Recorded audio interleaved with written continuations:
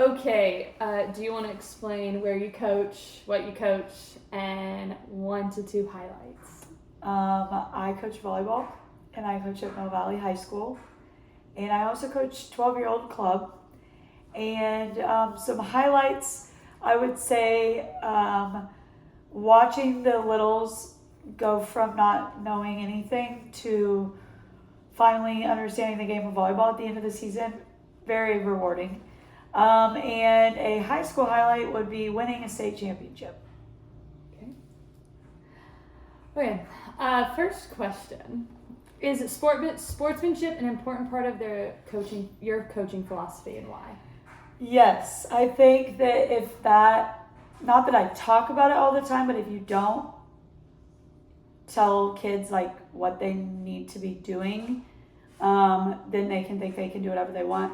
And I'm a believer that if you're not leading by example, then they don't have any idea of what they're supposed to look like when it comes to sportsmanship.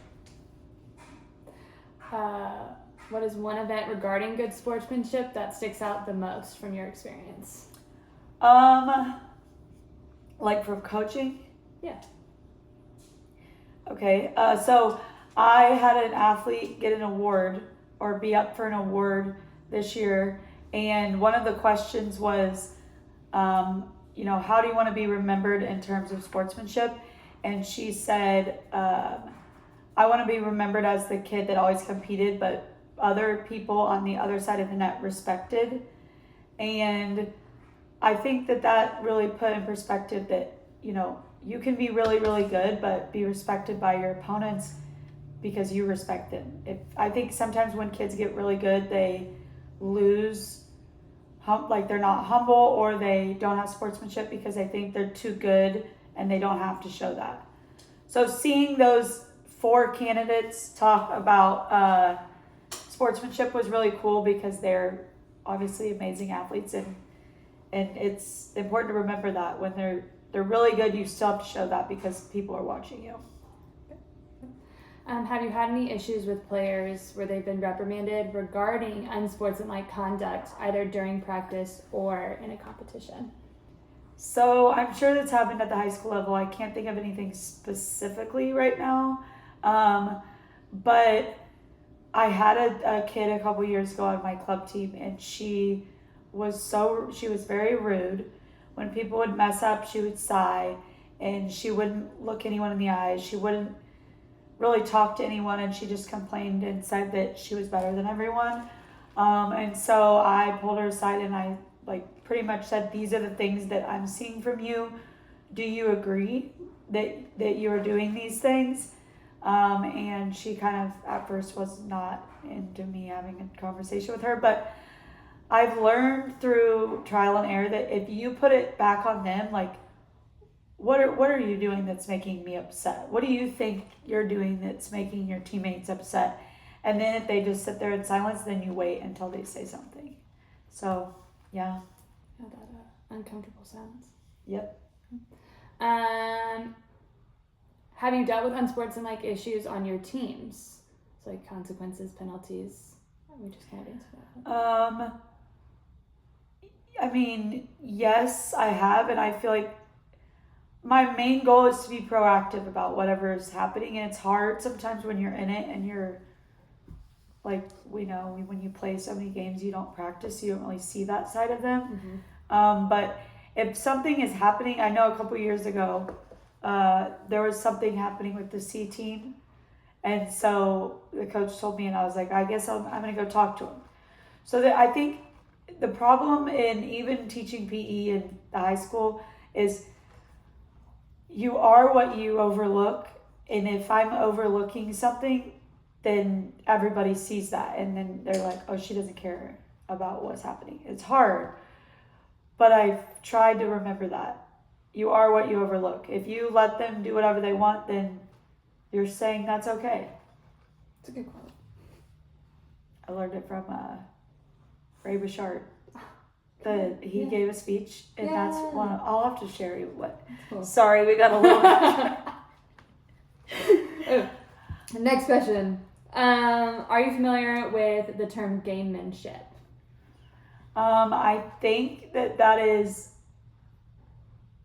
like where coaches just don't really care. They just want to win. Is that kind of on the lines? Yeah, it's like the winning at all costs mentality, even if it's like disrespecting the other team, things like that. So, okay. Do you utilize gamemanship as a part of coaching strategy? And if you do, can you give an example? If not, why? I mean, I would like to say I tried not to. Like I want to have good morals when it comes to coaching. Now, is there situations where I'm trying to win? Like, this kid is not very good, she's not playing? Yes.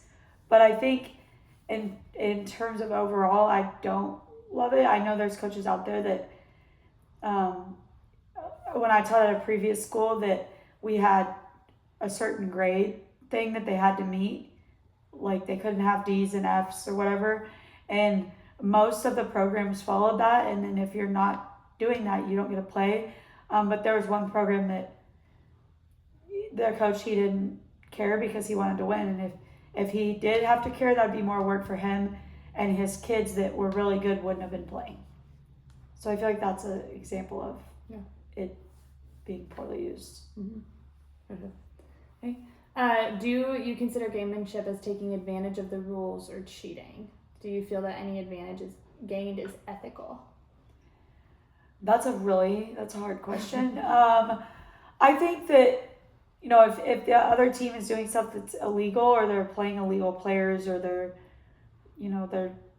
doing stuff that isn't right, then yeah, I think something that is really prevalent where we live, and at certain schools is, they recruit kids to come to their schools, and then they have to go play teams that don't get that opportunity to do that. I think there's a team down south that is being questioned for that they had a bunch of new kids play, and then is that right? I don't know. So I don't know. I think that's a really big conversation up here, especially with the private schools. Yeah. Considering like they play public schools. And kids can any kid can go there. Yeah. But like where we teach, it's you only have certain kids. Now, can they move in? Yeah. But there's so much more that goes into it for the public school side of things, I think. Yeah. Do you utilize positive strategy regarding diversity on your teams? So like religion, gender, race, economics. I would like to say yes. I don't, I think it's also something where you lead by example. If you're talking about stuff that isn't appropriate to be talked about, then you're saying that that's okay. And I mean, more so just a conversation of like treat people the way you want to be treated. And, I will be honest, I don't teach at a very diverse school. But I do have, there's some diversity on my team. I don't know that is like talked about a lot, but yeah, I think if you set the bar for what is acceptable, then the rest of your coaches and kids will see that. Have you ever had to deal with any diversity issues on your team, such as players not accepting teammates due to gender identification, socioeconomic status, religion, or racial background?